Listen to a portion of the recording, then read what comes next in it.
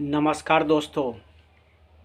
आज शिवरात्रि है और शिवरात्रि का पर्व पूरे भारत में ही नहीं विदेशों में मनाया जा रहा है। शिवरात्रि का अर्थ शिव के लिए रात्रि, वैसे रात्रि जो शिव के लिए हो। तो पूरे भारत में कोई भी व्रत और त्यौहार जो हम लोग मनाते हैं वह कहीं न कहीं वह नक्षत्र से जुड़ा हुआ होता है या कोई ऐसी घटना जो घटती है जो किसी महापुरुष किसी व्यक्ति से वह जुड़ा हुआ होता है। तो आज उस कड़ी में शिव के विषय में जानेंगे कि शिव कल्याणकारी है तो कैसे है। जैसा कि आप एक पिक्चर में देखते हैं कि शिव बैठे हुए हैं, बगल में उनके पार्वती माता बैठी हुई है और दोनों व्यक्तियों के गोद में एक कार्तिक रहते हैं और एक गणेश रहते हैं। तो जब शिव का एक प्रतीक देखते हैं तो एक दाम्पत्य जीवन में कैसे सुखी रहे उसका एक संदेश है। ऐसे ही किसी चित्रकार ने उस तस्वीर को नहीं बनाया है। उस तस्वीर के पीछे एक बड़ी रहस्य है।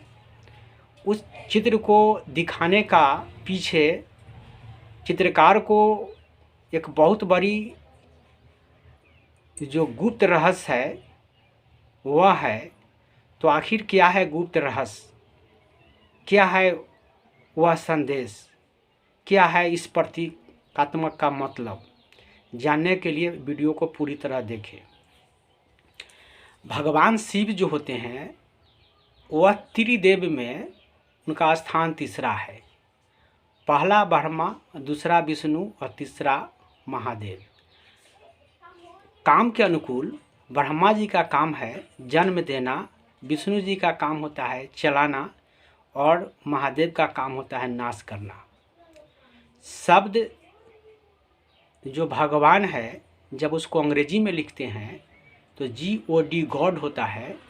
तो जी से जनरेटर होता है जन्म देने वाला, ओ से ऑपरेटर संचालन करने वाला चलाने वाला और डी से डिस्ट्रॉयर नाश करने वाला। यह बात एक आश्चर्य नहीं है। विज्ञान में भी परमाणु के भी 3 जो तत्व होते हैं इलेक्ट्रॉन प्रोटॉन न्यूट्रॉन, जिससे परमाणु विस्फोट होता है, उसमें कोई आश्चर्य की बात नहीं है।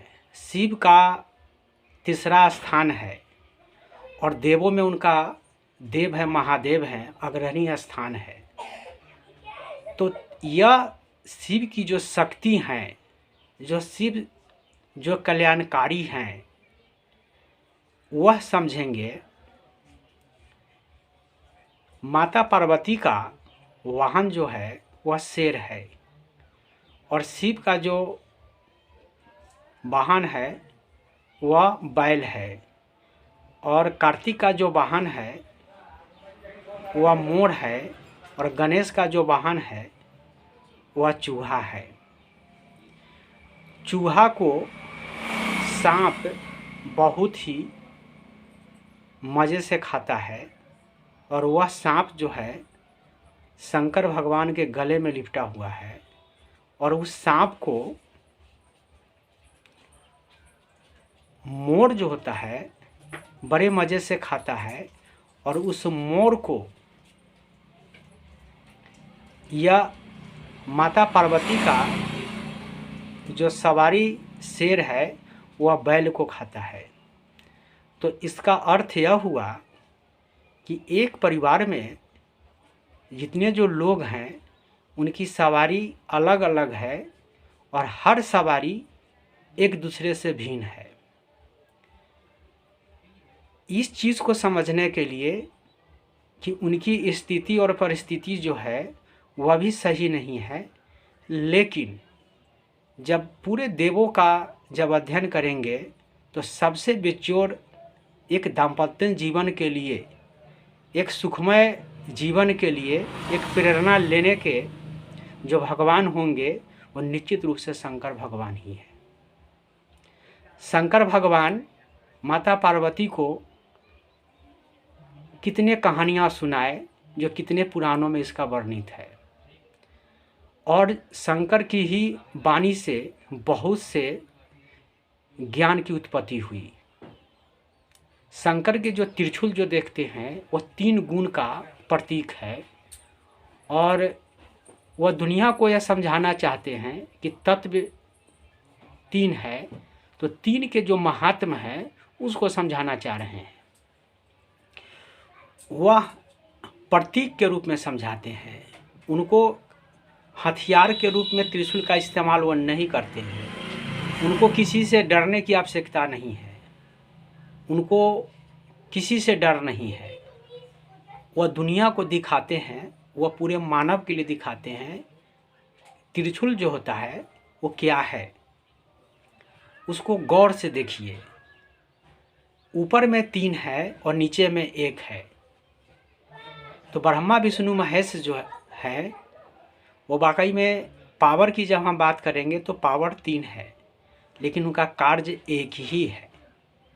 आपको इलेक्ट्रॉन, प्रोटॉन और न्यूट्रॉन यह तीनों मिलकर विस्फोट ही करता है, वह तांडव मचाता है, उनकी शक्तियाँ जो बढ़ जाती है। तो त्रिशूल जो होता है उसी चीज़ का प्रतीक है कि दुनिया में जैसा जो आप देख रहे हैं सभी का अर्थ एक अलग अलग है, और उस प्रतीक को आप समझेंगे कि त्रिशूल जो होता है नीचे से वह एक ही है, ऊपर से कार्य रूप के लिए वह 3 है। 3 गुणों का वह बोध कराता है, और वह मानव को उस 3 गुण में कल्याण छुपा हुआ है।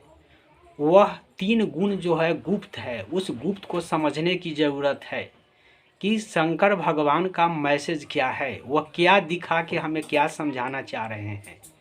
तो वह चीज़ को जब हम समझेंगे, उनके पूरे परिवार को देख के इसका यही अर्थ मानव को समझाना चाहते हैं कि आपकी भी स्थिति जो है पूरे परिवार में एक साथ रहिए।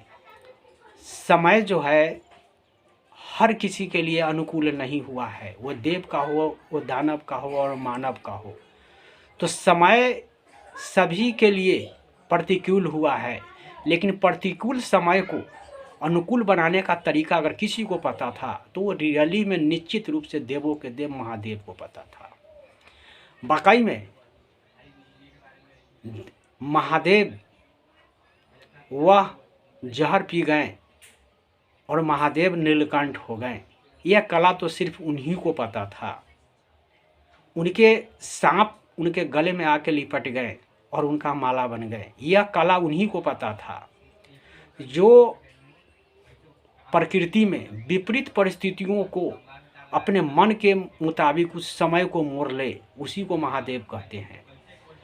और यह एक संकेत मात्र है पूरे मानव जाति के लिए कि आपके अपने परिवार में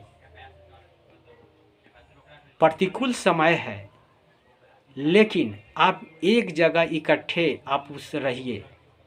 और यही चीज़ दर्शाता है महादेव के उस तस्वीर को। तो उस तस्वीर को गौर से देखिए। उन तस्वीर में माता गंगा की धारा निकल रही है, उसके नीचे शिव का त्रिनेत्र है, जो आग है जिसको खुलने से संसार में त्राहिमाम मच जाती है। उसके नीचे जो है चंद्रमा का स्थान है, उसके नीचे जो होता है नाग का वास है। आप ऐसे समझ सकते हैं